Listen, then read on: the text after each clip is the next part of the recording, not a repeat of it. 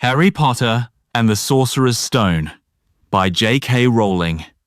Chapter 1. The Boy Who Lived. Part 5. The Cat and Dumbledore. The Dursleys got into bed.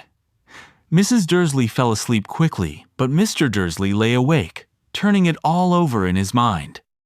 His last comforting thought before he fell asleep was that even if the Potters were involved, there was no reason for them to come near him and Mrs. Dursley.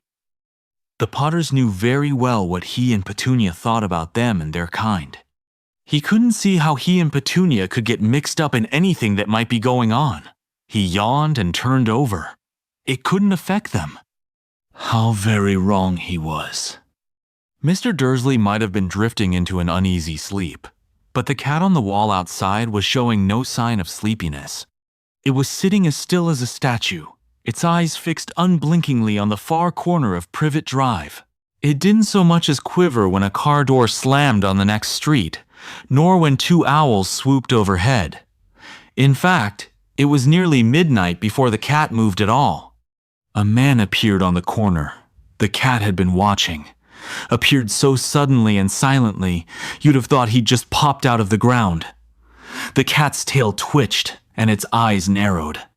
Nothing like this man had ever been seen on Privet Drive. He was tall, thin, and very old, judging by the silver of his hair and beard, which were both long enough to tuck into his belt. He was wearing long robes, a purple cloak that swept the ground, and high-heeled buckled boots. His blue eyes were light, bright, and sparkling behind half-moon spectacles, and his nose was very long and crooked, as though it had been broken at least twice. This man's name was Albus Dumbledore. Albus Dumbledore didn't seem to realize that he had just arrived in a street where everything from his name to his boots was unwelcome.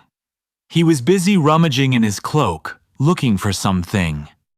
But he did seem to realize he was being watched, because he looked up suddenly at the cat, which was still staring at him from the other end of the street. For some reason, the sight of the cat seemed to amuse him. He chuckled and muttered, "I should have known." He found what he was looking for in his inside pocket. It seemed to be a silver cigarette lighter. He flicked it open, held it up in the air, and clicked it. The nearest street lamp went out with a little pop. He clicked it again. The next lamp flickered into darkness. 12 times he clicked the put-outer, until the only lights left on the whole street were two tiny pinpricks in the distance, which were the eyes of the cat watching him.